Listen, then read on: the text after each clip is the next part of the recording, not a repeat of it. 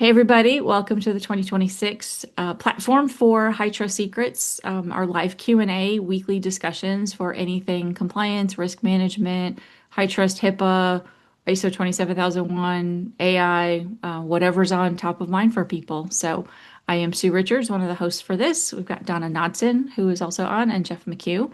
And Steve Dufour, kind of the four core group that started this last year, started recording it about 6 months ago, and we're here to help. So, welcome everybody. And I wanted to start it off. Does anybody have any questions, any comments, experiences that they kind of wanted to walk through and kind of kick things off with everybody?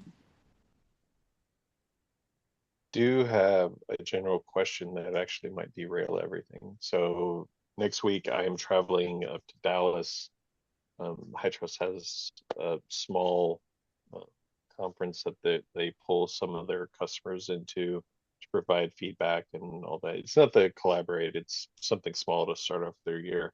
My topic is on, let me bring it up.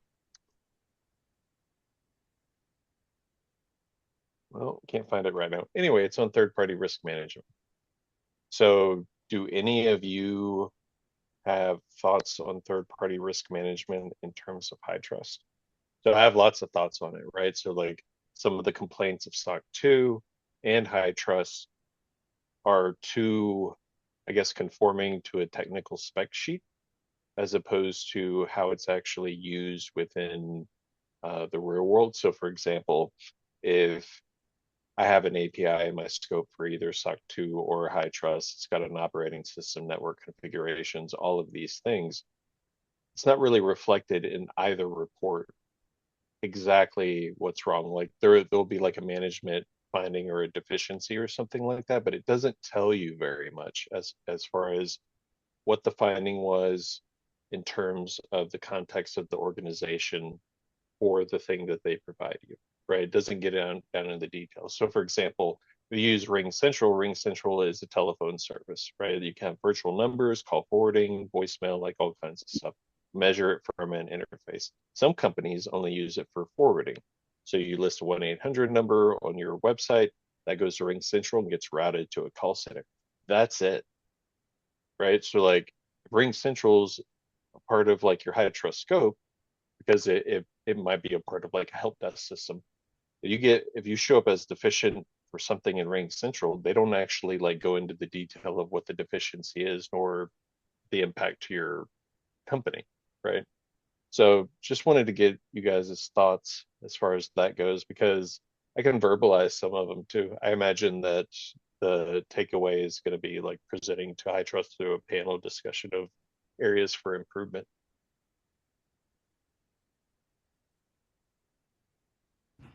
Well, as you were talking, I kind of see third-party risk management as from two different lenses. One, as the business associate, where I am being asked for what are my security holes, et cetera, et cetera. And of course, I mean, nobody ever wants to say, yes, this is wrong, point here.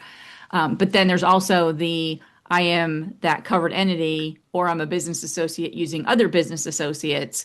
And I think like the scoping area talks a little bit about it, like what things are you dependent on, but it doesn't really have any mechanism other than external inheritance to say, here's the depth of what we're using. And to your point, even if you're using external inheritance, I know AWS had less than 100% implemented scores on a couple of controls. And if you inherit those from AWS, I've got a customer that has corrective action plans, and the only corrective action plans are monitoring AWS to make sure that they fix it this time around.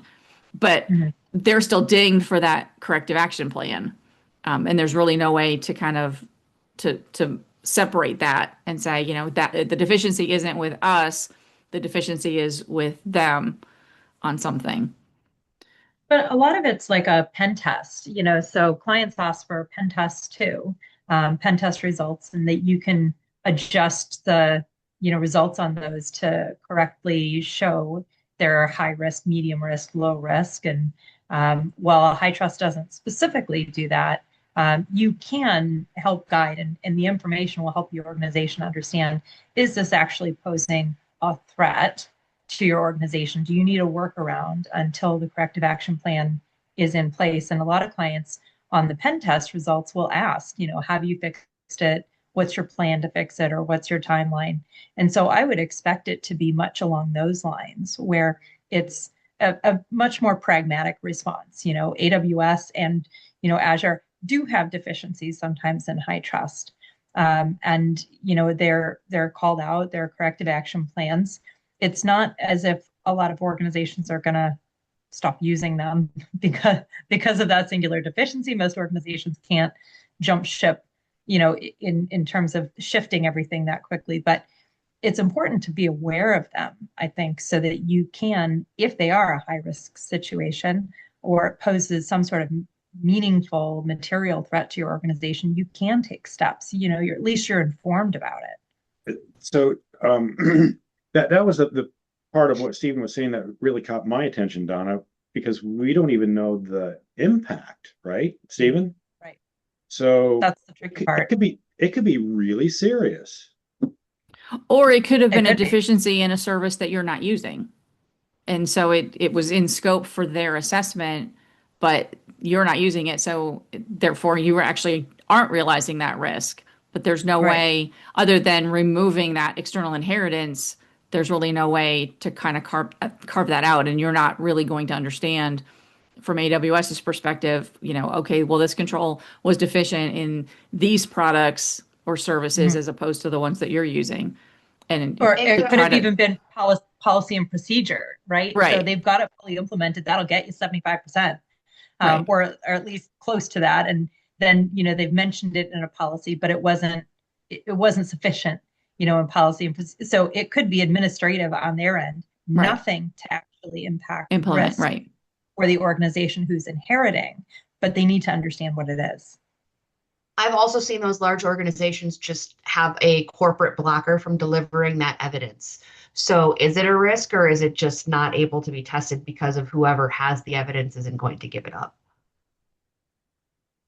Yeah. And in a really large corporation, when you're doing those compliance reviews, you may not know who it is. So you may go, oh, we don't have it. And then you find out a month later, oh, actually we do. And it was this department. You just didn't ask as that assessment facilitator. You just didn't know to ask that person, oh, you're doing that? I had no idea.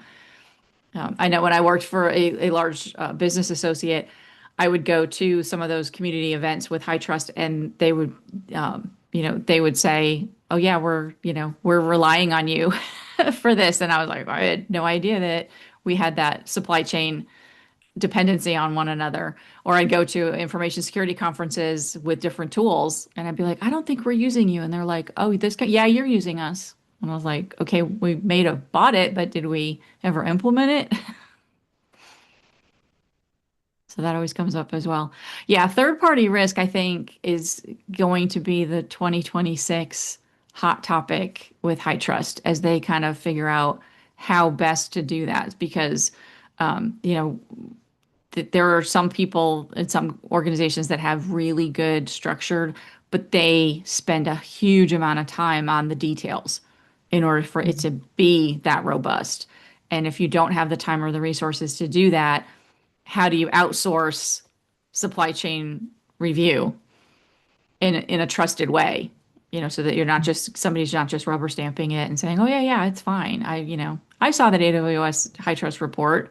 It's got 85 services listed in there. So, and maybe, because they've done that, they got 100% implemented, but the product or service you're using isn't 100% implemented. And how do you dig down into that to know? But yeah, no easy answers. So is it one of those community events that you're going to, where they kind of section it by geographic or location? No, I think it's part of it's like internal only, like their HITRUST training okay. meeting. And then they brought in a few of us customers to Nice.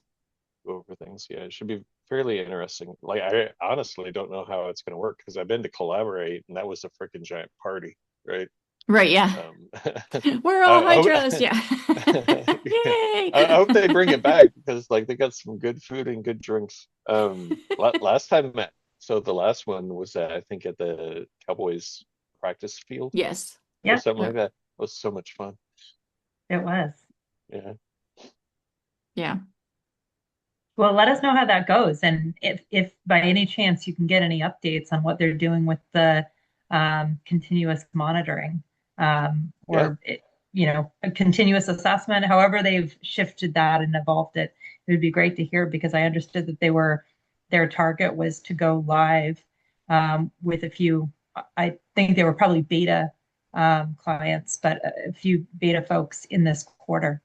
Hmm. Yeah, that'd be really cool to know because that was one of my suggestions as well, Mhm. where certain, let's say, technical controls can be monitored freaking daily, whatever it Mhm. happens to be, right? Like that'd be freaking amazing. That way you see you're deficient in one area, fix it, and then you just keep on monitoring. Like, Mhm. Exactly. yeah, excellent. I think Exactly. it would also inspire organizations and help the leadership of said organizations with regard to how they invest in infosec improvements. It would inspire them to maybe slightly faster action. Well, and there's so much integration that's needed for that. So I wonder if the objective is to find one of those integrator companies like Wiz or something like that and partner with them to do that monitoring and Yeah, just, I think so. be I able to think pull some of from it there. comes like what are those compliance companies where they track your controls and reports and help you do your audits? One of them's Strata. Mhm. And Yeah. Uh, Vanta. Strata, Band, Vanta. yeah, Yeah. I think those are the big two. Yeah, that'd be excellent because a company like Wiz integrated with Vanta might create a really good footprint for your operations in general. Hmm. Yeah. As long as you can de-identify it before you send it off to HITRUST. But, but yeah. Yeah, and I mean, I really think, AI coming into play with this also, as we get more mature with it's not just helping us edit a post, or refine a macro or Microsoft, Excel formula. If it gets to the point where it can actually help with some of those repeatable things, and I really think that will help as well because it won't be somebody putting their bias in and saying, well, I won't report on that. That's not enough of a security incident. It's going to really, but you're also going to hopefully remove some of those false positives where it'll be like, oh, I've seen this before. The last time they made it a false positive, let me say, hey, by the way, I'm gonna correct this configuration for you, because you keep coming up with something like that. So So we'll see. let me ask this question then. So what tools, if any, does High Trust support, advance, recommend? They've been very cautious about any explicit recommendations, and they've been equally cautious about letting anybody get close enough to their frameworks to meaningfully integrate. Almost Interesting. everything in the compliance space right now. I haven't seen anything that's an automatic, yeah, you can plug in if you're this high trust framework or more recent. You have to do it all manual setup, I didn't which know is that. why I rely on my SharePoint tried and true because it's usually free installed and you have to do basically the same amount of legwork to set it up. I haven't seen anything that drew me on side in terms of efficiency. But if I High could get, trust just, yeah. but Drata will do a lot of it for us. But Susan, you said that we have to, then Well, what? I've seen where Vanta will say that it can do it. Like for one of my clients, they've got my CSF. They set up the assessment object in my CSF, and it was able to pull it into Vanta. And so it said, okay, here are the 350 controls that you're going to need for Yeah, this high trust framework.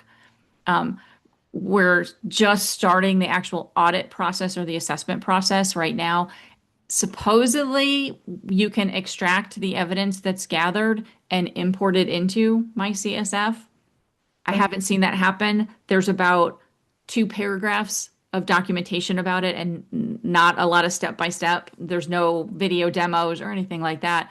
Reach out to support to say, okay, I'm not gonna do 350. I'm not gonna wait and do 350 all at right. once. I'm gonna maybe do 10. Yeah. And push those in and see how that goes. When I push the next 10, what happens to the first 10? Does it get overwritten? How is that all going to work? And they Right. were like, oh, yeah, it'll all get overwritten. I was like, well, overwritten maybe is okay, but maybe duplicated would be bad. So I'm going to go baby steps on saying this is I ready th to go and all that. So can we do a whole session on that? Can we spend an yeah, hour? yeah. As I Okay, as I learn it, as I go through it step by step, definitely. that Can would we be get great. somebody from High Trust who's specializing in that Configuration. integration? You know, It doesn't Daniel have to be as Cooper somebody should as be senior able to as help. Ryan. Oh, jump in. Yep. Daniel Cooper, he's in Daniel charge of all Cooper. the APIs and all of those interfaces. Okay, Um, cool. my understanding is that that partnership is in place and that you should be able to pull the evidence through. I'll be honest, where I'm at, I haven't been here long enough to see it yet, but I know Right. that people that I work with, they have not seen it work successfully, where we're having better success with offline uploads. But then you have the clients where now they have to pay for that advanced subscription to Hmm. get the offline uploads. So that's where we're like, if you have an E1 or an I1, selling that higher price point to get into high trust right now is just a non-starter. So um, we're looking at those partnerships to see if we can get clients there and then try to get that in, just because it's 10 times easier if you don't have to do the manual. Exactly. Yeah, because it gets very tedious, especially with the comments. And you're like, copy paste the same comment. But Hi guys, I just hey, want to make an Peter, introduction. I know I came kind of late. Pleasure meeting y'all. you too. Nice It's good to meeting see you you. Thanks for too. being here. Likewise, thank you for the invite. Great Oh, conversation, by the way. thanks. Yeah, it's kind of hit or miss right now just because we don't necessarily have a topic. Although I talked with High Trust with a lady at High Trust this week and talking about hopefully getting people. I said, just once a quarter even, hopefully once a month to get somebody from High Trust that has gosh, I wish people knew this about High Trust. So I'll chase her down with Daniel Cooper. I did use, I said somebody from High Trust QA would be really nice to have and just say, okay, people stop doing this because it drives me insane. And, things that we know, because, we spend so much time as assessors and readiness assessors and customers in that first phase of, getting that, understanding what the controls are, how to evidence them, pulling all that in. And there's so much that goes on with QA and the people that everybody that I have ever interacted with in the QA process have been wonderful, very supportive, very helpful. I mean, I had one the week before Christmas, and he's like, "We just need to get this finished." And I was like, "Yes, please," as opposed to, "Well, no, you have to start over again." And so they've been really good, but I'm sure we could make their lives easier for Mhm. simple things. Simple things I've learned along the way, like, in an interim assessment, if nothing's changed, don't change your external inheritance percentages because they're like, nothing changed. So why did you say this one? And same with not applicable. Don't mark it as not applicable if it was applicable with a zero population last time or vice versa. And so I was like, okay, things I will keep in mind next time to make your life easier because they're like, I just see this mismatch. How come you said nothing changed, but this changed. So, and it's things that, while you're in the middle of it, you don't even realize to go back to, and that they're looking back at the original assessment. Yeah. And that's one of you hit on inheritance there. And that's one of those things that I've seen a few clients now, and they haven't been looking effectively at what the potential for inheritance is. And then they get partway through the assessment.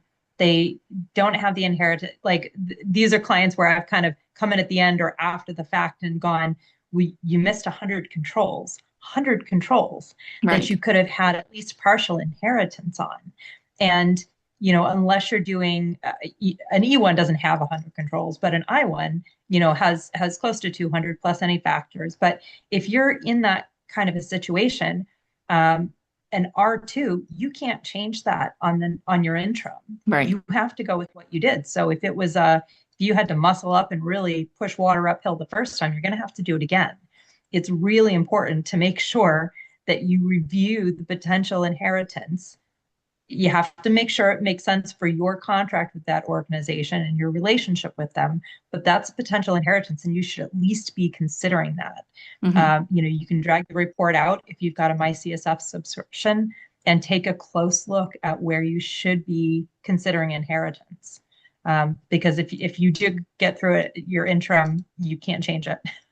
So from that perspective, where you're talking about inheritance, I'm an end user organization who maintains HITRUST certification. I go to the assessor. I'm 100% reliant on my assessor knowing about inheritance. Like from my perspective, I'm like, I don't necessarily know if what boxes should be checked because I'm busy maintaining 330 controls across, like 80 dependencies. So like from a end client perspective, like my organization, how would you recommend that I improve my ignorance, basically? Like, because I need to make sure my assessor's also doing their thing, right? So So the assessor organizations I have seen have not included that in the scope of what they provide. And it may also be that there may be a, high trust guardrail that has been put up saying, as an assessor, you shouldn't be leading the conversation around inheritance. You're allowed to respond to questions, but you can't, guide and encourage it. I don't know. But I kind of expect there may be something along the lines because the assessors I have worked with, and there's some great assessor organizations, right? These aren't, folks who are net new to HITRUST or anything. And they have not been guiding or leading that process to the extent that one of those organizations who was working with an assessor that I think is a really good assessor missed 100 controls where they could have included inheritance. And I said, right, this needs to be a conversation because you should be looking at where you can inherit. And while only a couple of those were 100%, there were some that were 50, there were a lot that were 50. And there were a few that were 75. And those are things that you absolutely want to include. Otherwise, your evidence is going to fall short in some areas because you can't prove what they can prove, right? So you need to be able to connect the values. Well, and I'm glad you asked that, Steve, because I was actually poking around in the HITRUST website today, and I happened to stumble across new customer orientation. Ooh. I know.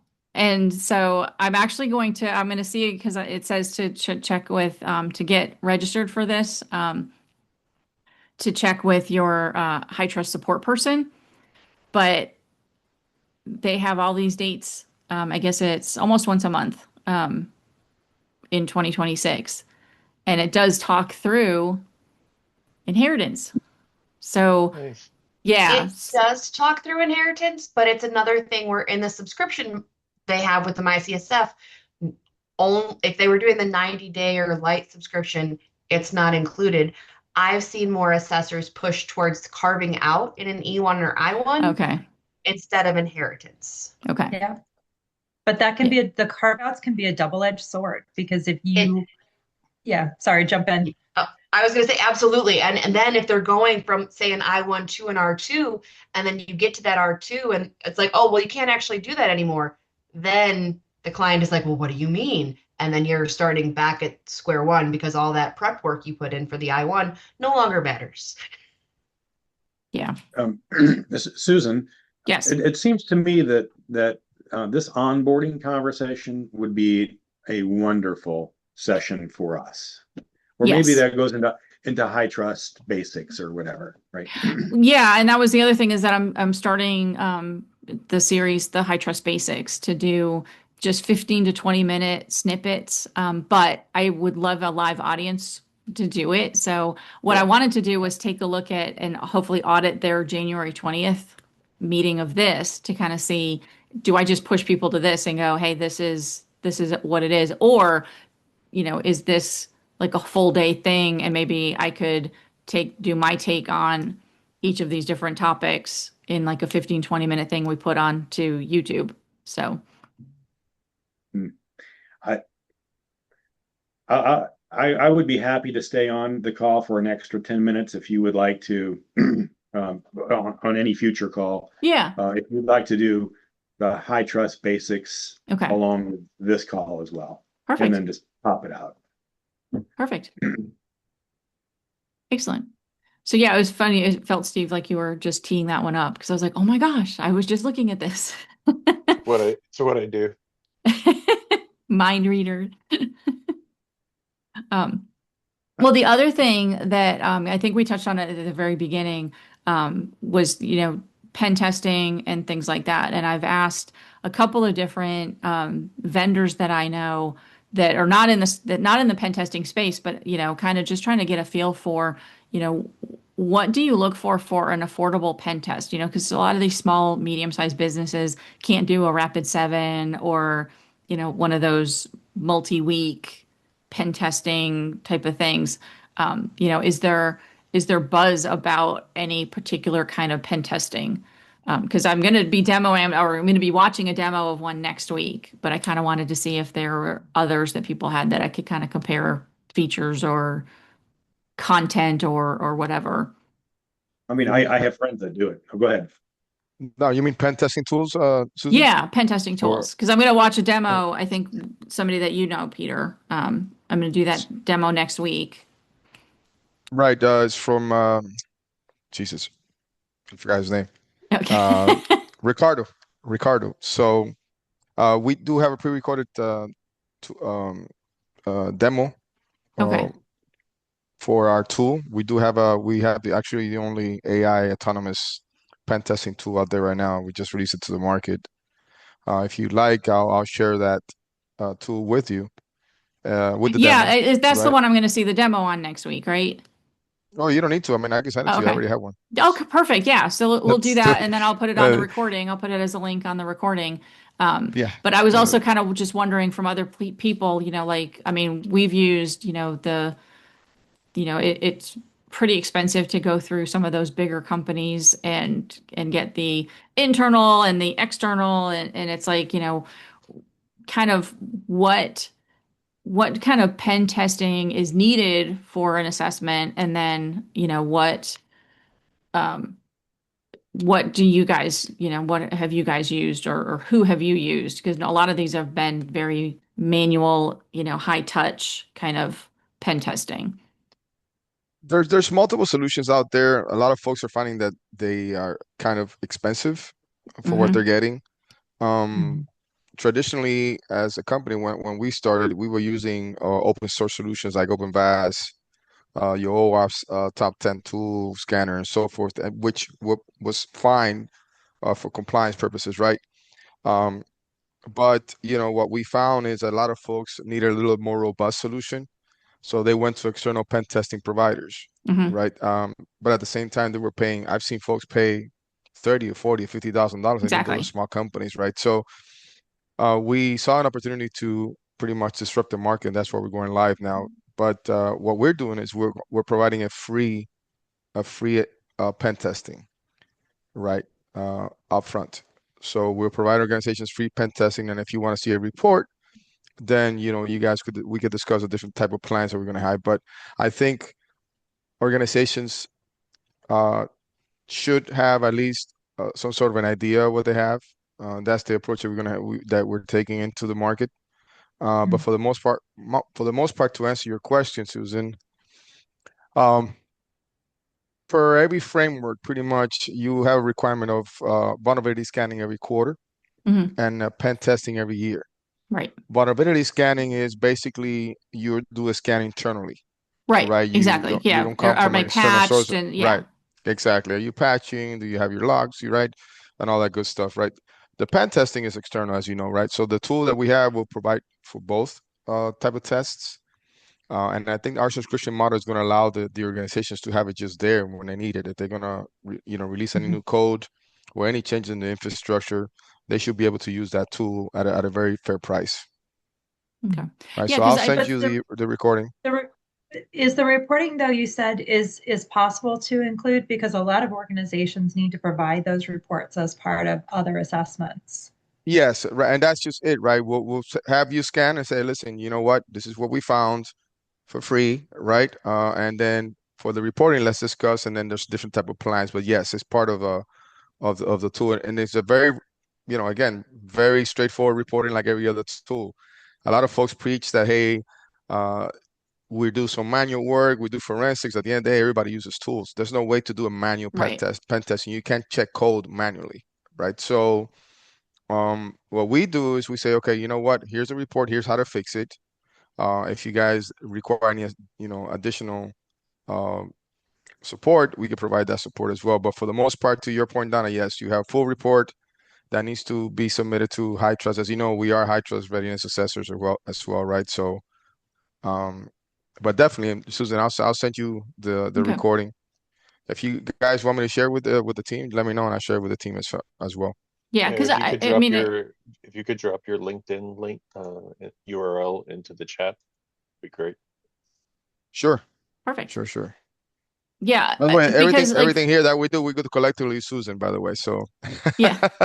Well, right. because for me, like as a compliance person, I mean, I've read pen tests and they're very informative. And, if I ever wanted to be a pen tester, it goes, hey, this is the tool I use. This is, how I configured it. So, I mean, you're paying a lot for that $30,000, $40,000. But at the same time, I'm like, as a compliance person, do I really need to do that? Do I really need that education? Or do I really just need to trust that that is doing what it needs to do at a lower price point, Yeah, folks, in folks are paying too much for just a report, just plain honest, right? And you'll be surprised how good this tool is. Actually, it replaces at least 5 or 6 pen testers. It's Mm. that good, cool. right? And the thing about it is, if you guys think about the market, the way things are shifting, uh, everything is AI. Your any traditional tools that you use for pen testing right now is not gonna be able to keep up with it, right? Machines are always gonna be smarter than people. And if you're waiting to scan, and this is the thing that I have that makes me go nuts, right? Sometimes organizations are asked to do a pen testing every year or every quarter, you got to do a vulnerability testing. So what happens in between? What happens to every code changes, right? Right. Yeah. How do you protect yourself? Why do you have to wait a year to do a pen testing? Because it's expensive. My point precisely. So that's why we're gonna make it affordable and be able that, for everybody to have access to that tool. Cool. So Excellent. Yeah. And that was what I was kind of seeing is there other, are there other things that are out there that, people use? Because like I said, the only ones I know are that very high touch. Let me take you through how to be a pen tester, which again, it's fascinating. It's definitely informative, but it's like, I spend a couple hours on that report and then I'm like, okay, I'm never going to get that tool and try to do that. And so, as a compliance person, I understand the importance of a pen test, but I don't necessarily need the college education that comes with it, kind of thing. So, no, not at all. You don't need to. Especially the good tools will tell you how to fix them, right? They give you the extra, remediation, a path right, of, go to this site, download this patch, or hey, you got to do this to this right. code. Well, but Y- the sad thing is that I've had then developers just say, I don't agree with that, and I'm like, I don't. I'm just the delivery mechanism here, like. Nobody likes to be calling the skeletons in the closet. I'll tell you that much. Exactly. Exactly. So, I've just always been yeah, like, yeah. but all right. Does anybody have anything else we want to talk about? Um, I've been looking through some of the resources. Let me see, because again, after having talk with, let me share my screen again. After having talked with my HITRUST person this week, she was like, "Oh yeah, we've got blogs," and I'm like, "You do? Where?" Because I went to the resources. I'm like, "Oh look, blogs," but I haven't read many of them. I don't know if you guys have gone through any of the blogs here. Mm. No? Okay. Go to Plot. I'm not the only one. Um, so I was going to read through a couple of these because some of these are some of the topics that we've had on this before. I mean, of course, obviously these are, yay, rah, rah, high trust, whereas we try to kind of cut through the yay, rah, rah. But AI security assurance versus AI governance. There was one about CMMC that I had seen. But yeah, and that was where I was reading through all this and I'm like, third party risk, all the blog posts seemed like they were third party risks, but like how high trust helps or you get CMMC certification. So I was going to read through some of these and I'll put this in the chat as well because I think, well, not that, but the actual blogs. Because I think these can be valuable as well.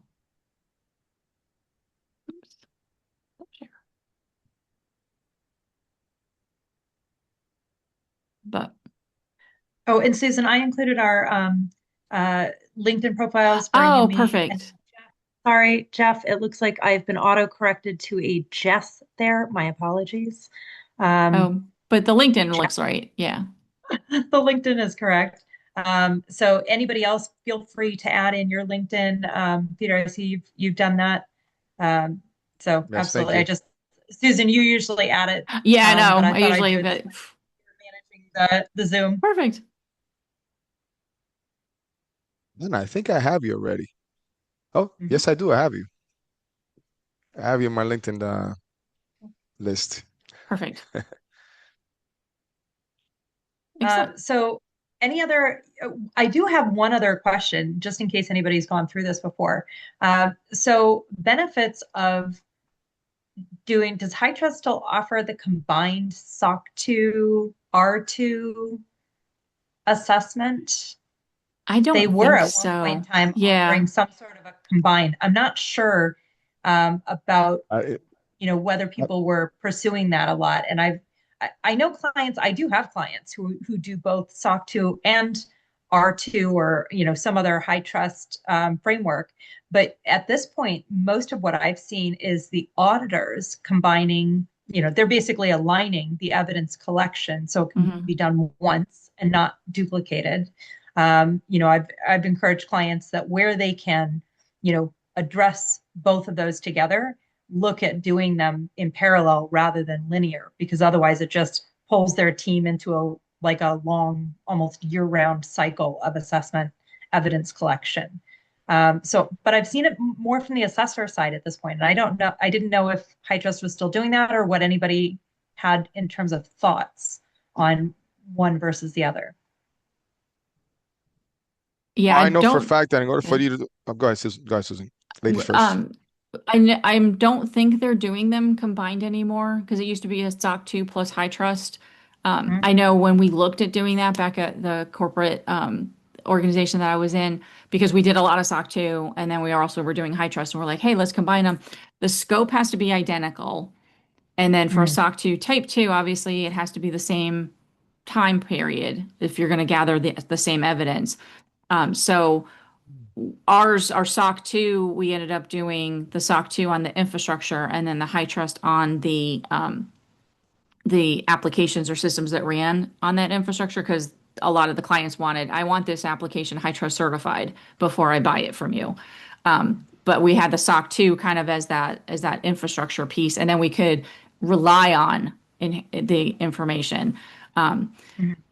But yeah, what I found the most effective, especially if it's a company that doesn't have a lot of it doesn't have a lot of controls already, policies and things, is to take the high trust policy language because it's very prescriptive and use that and map it to the trust principles and say, Mhm. okay, CC 1.4 it relates to these high trust Oh, yeah. controls. Yeah. So internally, I mean, I know organizations are already doing that. That's things that we're navigating. I was just curious about the assessment structure as to whether or not if anybody had an opinion on if it's more useful and if it doesn't exist anymore, then that's why people aren't doing it. But if it was more useful to try and use high trust combined object, or if it was just as effective to go through an assessor who's, very experienced and can just run them in parallel and navigate things on their end. Well, and you can use the same organization, but you can't actually use the same people. So it has to be, the teams would have to be different because for AICPA, they have specific, they're auditors. And for high Mhm. trust, they were assessors. So kind of like going through an ISO 27001 audit, the auditor can't tell you how to fix it. They can't say, oh, if you did this, it would be acceptable. Whereas an assessor can say, if you could show me this evidence, that would prove Mm. this control. And so they had to have separate teams. When we were looking at doing this, the third party assessor we were looking at was like, okay, we would have a team that would do SOC 2 and a separate team that Mm. would be doing high trust for you. So I don't know that there was a cost benefit to combining them anyway, because it's like, okay, you have the rigidity of everything has to be exactly the same scope wise and all of that. Maybe you're getting a little bit of evidence that overlaps. So, yeah, I wonder if that's actually why a lot of the assessors have stepped back from providing guidance because the situations I have seen are absolutely, at least client side, they look like the same team. Yeah, It's the that's same not team collecting evidence on it's even a singular evidence request list saying, here's the evidence request list that covers both. And then here's the additional that you need for high trust. And it's the same team running both. But what you're saying in terms of what an assessor has additional latitude, and they've maybe reined that back to be strictly in line with AICPA because they are using the same teams. And this is okay. across multiple organizations that do both. Okay. Yeah, for us So it was two different teams. So that was you would have basically two people sitting in the mm, room when you went through a particular high trust domain for evidence.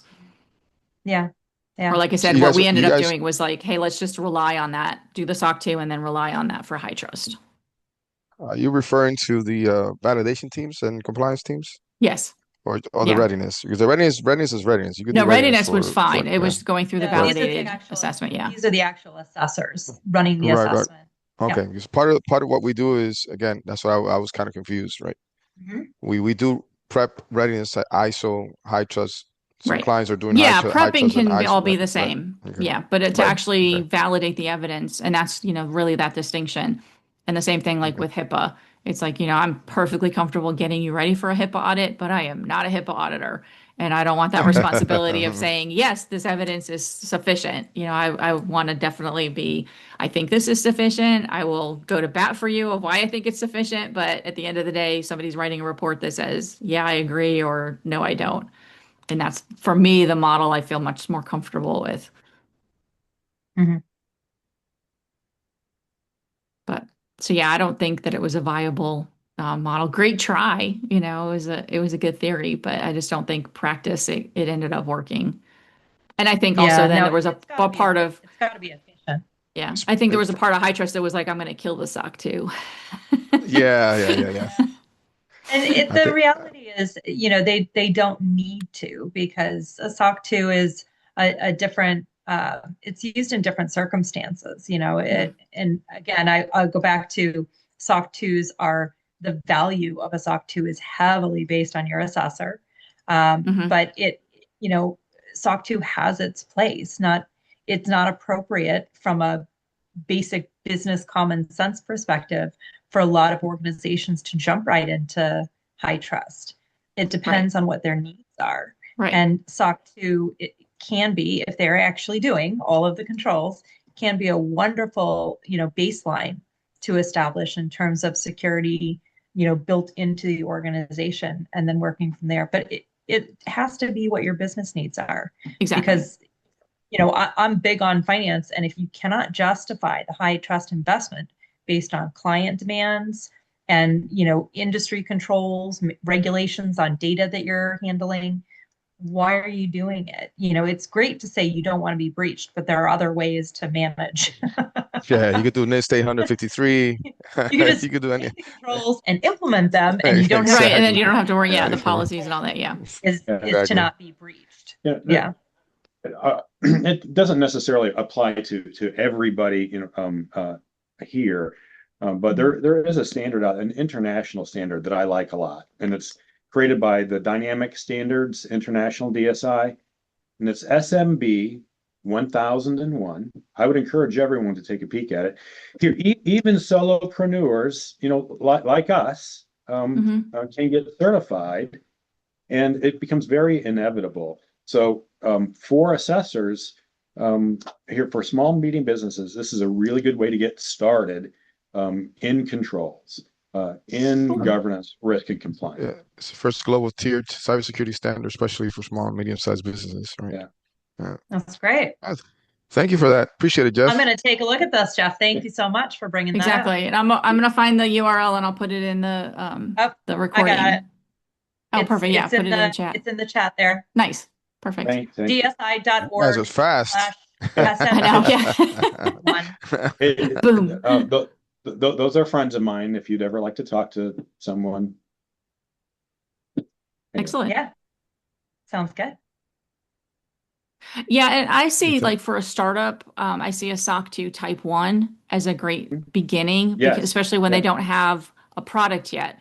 Because for HITRUST, I can't get certified until I have a product and it's up and running. But there's a lot of people that are waiting for that next round of investment, and they're like, well, I want to make sure this is going to be built securely, and that when you implement it day one, there's controls in there. So a SOC 2 Type 1, and if you know maybe you're in the healthcare space or you want to be in the healthcare space, build your controls on those HITRUST controls for the SOC 2 Type 2 and or the HITRUST certification later on. But yeah, there's just a piece of HITRUST that I was like, I can't prove to somebody because I have to go, well, buy it, we'll implement it, and then 6 months from now, I'll be able to prove to you through a certification that it's solid versus having, an auditor come in and say, okay, they've got the controls in place. We haven't been able to test them. We don't have their business continuity tabletop because it's, they've built the plan, but they've never tested it. But they're ready. And I think that goes a long way to building that trust at the very beginning of a startup relationship. Yeah, I like it. All right. Anything else? Not bad for our very first 2026. Yes, welcome to 2026. Oh, so I joined the first meeting 2026. That's good. Let me see if I Yeah. make this a habit. And I'm gonna ring a little imaginary bell. We've been doing this for a year. It's So- now our Great. 1 I'm year. sorry. Yep. I know For that I a promised year. you, Susan. I just been very busy, as you know, right? A lot of moving parts. So my apologies. I promised No. to be an advocate and try to join as many meetings as possible. Well, it's nice So because, and that's Peter, that's why I thought of you for this meeting, because every time I talk to you, I learn something new. And then every time I'm on this call, I learn something new. So I was like, this is the place to collaborate on things like that. Mhm. Not to great. pat Yeah, ourselves and on we the back too encourage hard, but we encourage everybody who's got clients in the in the industry who might even touch or consider HITRUST.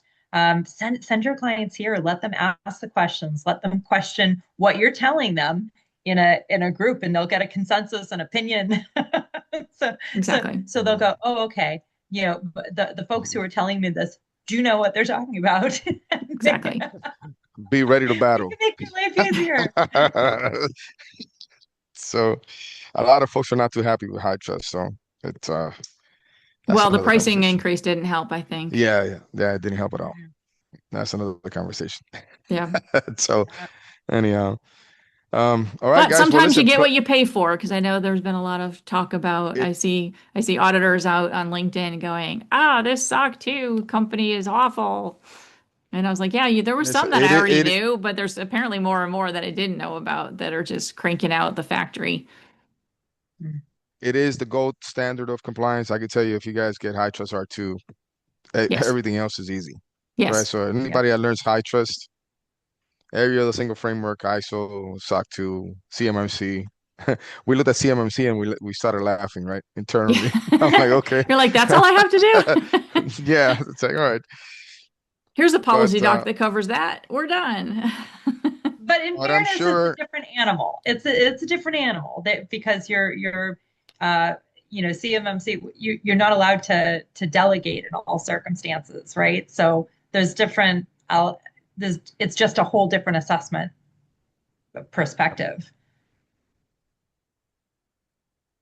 Yeah. so we'll see. We're waiting actually on a lot of projects that are going to come our way around CMMC, Mm. Susan, Yeah. The because of the government shutdown, I GSA. think. Yeah. The Yeah, government shutdown ended they up kind just of opened up. stalling that. Mhm. So let's see what happens. What was the impact of the shutdown? I'm sorry, I missed that. CMMC certifications and compliance with that people were like, well, do we, don't we? You know, because there was that whole big November was a big deadline, and then it was Yeah. like, well, the government shut down, so So what are was they the going to answer? push the deadline? Oh, I you don't don't know. know. I mean, I really haven't seen it in the news much, so I don't know if Okay. it just, you know, lessened the importance because there's so much other stuff going on in our government. My friends said that no, nothing changed. So, and in fact, one of the comments was, and you might have heard this, that because they're advancing CMMC, that they don't think that all small businesses are going to be able to continue. So they're actually looking for consolidation in the SMB space Wow. for those who support the government. It'll be Yeah. interesting. It'll be So interesting. it does look like, I just put a link in the chat. It looks like they have started their implementation, but rather than a cliff edge of November 2025, they're saying it's a 12-month implementation. I don't know if that was always their plan or if that just happened from the government shutdown. Keep pushing it. But it does look like they are moving forward with it. Yeah. It's the So the new government. cliff is They'll a year take their from now. time. Yeah, The exactly. new cliff is a year from now. Right. Because everybody's going to go, well, I'm going to wait for somebody else to do it first, and Or see if we can they'll talk our way out of this, renegotiate. right, yeah, let them have the battle scars, and we'll learn from Yeah. them. Yep. But all right, well, thanks everybody. We will be back again All right, next Susan. week.